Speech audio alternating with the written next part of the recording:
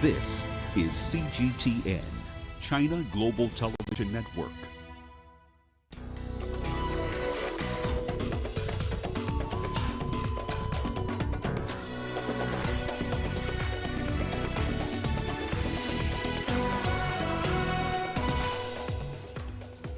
US President Joe Biden arrives in southwest England ahead of the G7 leaders meeting.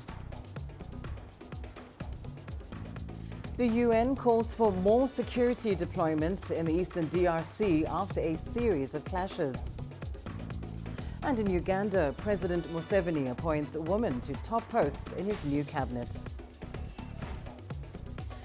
Hello and a warm welcome to Africa Live on CGTN. I'm Lindy Mtongana in Nairobi. Also coming up this hour. Zimbabwe's finance minister projects an optimistic 7.8% growth rate this year. And in sports, South Africa's Mhlenge Gwala overcomes trauma to push for Paralympic glory. We start the hour with the G7 summit, where world leaders from the group of 7 industrialized nations are meeting in southwest England from Friday to Sunday. US President Joe Biden arrived on Thursday at the seaside resort of Carbis Bay, his first trip abroad since taking office in January. Biden is expected to meet Prime Minister Boris Johnson later to discuss Northern Ireland, where the peace has been threatened by a row between the European Union and the UK. At a news conference, European Commission President Ursula von der Leyen said she was determined to resolve the row with the UK at a trilateral meeting. Well, let's bring you more now on this. Joining us from Falmouth in the UK is CGTN's John Bever. John, of course, this is Biden's first foreign trip since becoming president. Tell us about what his visit to Britain will entail. Yeah, the president is staying just over this hill behind me, and as you can probably tell from the background, this is not the kind of place that is normally the centre of the diplomatic universe. This is Cornwall in southwest England, known for its rolling hillsides and its small fishing villages as well. But tourism is a big thing, and that really is why they're trying to highlight this area to the wider world. In terms of what Joe Biden is here doing, well, today he meets Boris Johnson face to face for the first time. As you say, there are a lot of things to talk about. That includes Northern Ireland and the Brexit deal, which the Americans are worried might threaten peace there.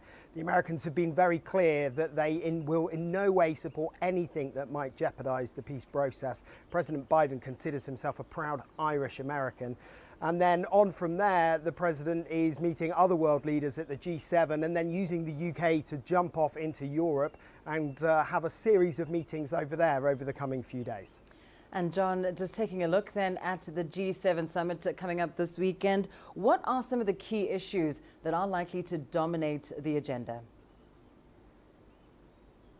Well, as you might expect, building back better after the coronavirus is certainly one of them. And you would hope that there will be a lot of talk about vaccines and vaccine inequality as well. That is huge news at the moment. So you would hope that there will be some talk about the trying to level the playing field slightly and see this group of 7 wealthy developed nations being a bit more fair in terms of handing out their vaccines.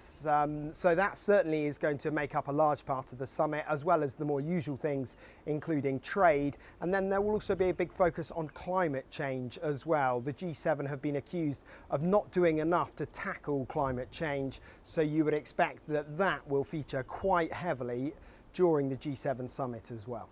Thank you so much, John Bever, joining us there from the UK. Now, as the G7 meeting is, of course, set to begin in the UK, the focus shifts on how world leaders of these 7 major economies will relate with Africa.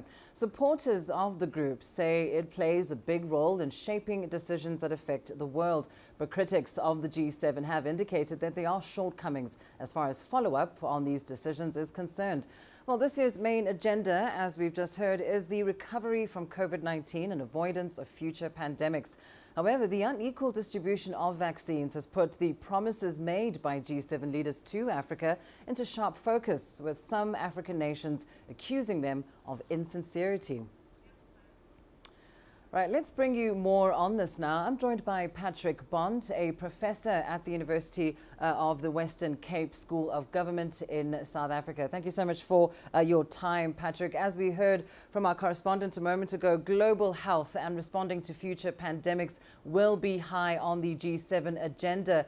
But we have of late seen high-income countries hoard COVID-19 vaccines and resist calls for patent waivers at the expense of poorer countries. So, Patrick, should Africa be hopeful about the outcome of these conversations at the G7 summit?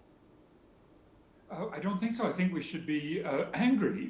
The whole world should be angry that there's a self-destructive tendency of not just hoarding. In the case of Canada, they've got 5 times as many shots on order as citizens, but also the failure to spread the technology, to share the information, to allow the intellectual property to be waived, because so much is publicly subsidized for the COVID-19 vaccine and treatment.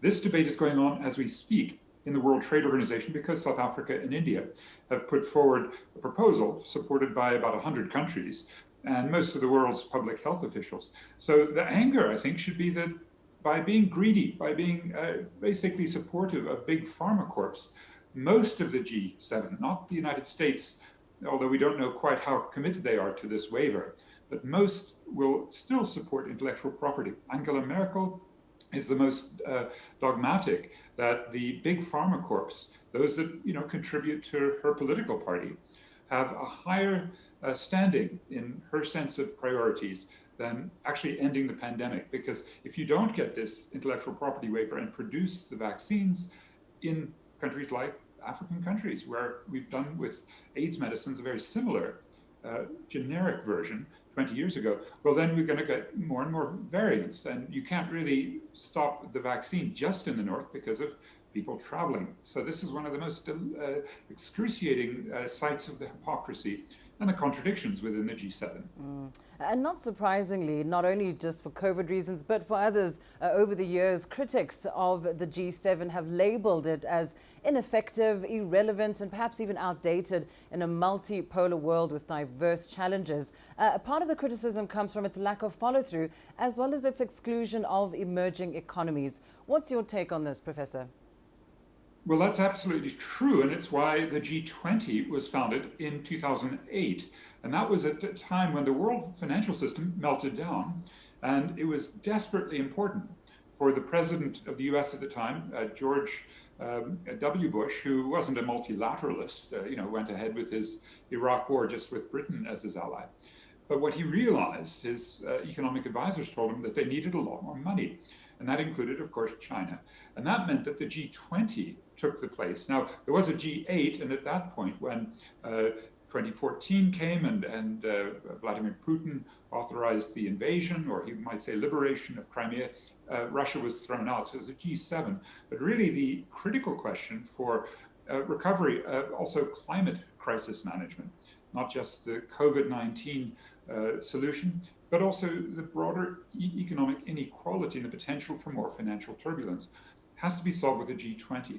And that's not really happening, and there's a lot of divisions within the G20. With Trump gone, you can at least count that the United States has a more adult in the room perspective and sees itself again as the leader of this Western world, because it's with him as the host Britain, Germany, France, Italy, and Canada and Japan. So it is the core of advanced capitalism, but without the rest of the G20 countries, including especially China. Well, South Africa is the only African representative. It really, as you say, is a relatively irrelevant show. And of course, Africa will have some degree of representation as guest participants in the G7. But Professor, how can Africa leverage its position when sitting at this table of powerful countries to be seen as a partner and not just a continent that is seeking aid and support? Well, it's a good question because this year, really Australia, Korea, and let's see, I think there's one other that is the sort of higher profile non-G7 guests. But really the question that the late Samir Amin would always ask is, should we try to have a seat at a table where we're simply ameliorating this situation. And the example would be President Thabo Mbeki from South Africa, who from the early 2000s, for 20 years, tried very much to get African representatives to come, leaders like himself, and to make proposals for reform. Aside from debt relief in 2006, very little was accomplished. And one of the big questions that Samir Amin would always ask, should Africans try to be more assimilated into this Western dominated system with its unfair rules, multilaterals that are biased and weighted against Africa? Or should there be what he called a de-linking? Should there be more sovereignty and autonomous strategic approaches that would, for example, include questioning whether to repay debt or questioning the extraction of raw minerals as the core of the economy? This is what the West, some of the BRICS would like, but it really isn't in Africa's interests. Well, thank you so much for that analysis, Professor Patrick Bond. Now, U.S. President Joe Biden will meet with his Russian counterpart, Vladimir Putin, next week in Geneva. It will be their first face-to-face meeting since Biden took office in January. The U.S. president says Washington doesn't want conflict, but it won't rule out strong action against what he calls the Kremlin's hostile activities. We are interested in positive outcomes from the summit. But as I said, you need two to tango. If someone is breakdancing, it becomes more difficult. Well, the issues likely to top the agenda of those talks include COVID-19, cybersecurity and regional conflict. But Russian Foreign Minister earlier said he doesn't have high expectations for the meeting to make a breakthrough in Russia-US relations. Our two nations share incredible responsibilities, and among them, ensuring strategic stability and upholding arms control agreements. I take that responsibility seriously. But I've been clear, the United States will respond in a robust and meaningful way when the Russian government engages in harmful activities. Well, let's turn our attention now to political matters in Mali. An ECOWAS delegation has met with Mali's new Prime Minister, Choguel Maïga, as part of efforts to push for civilian rule.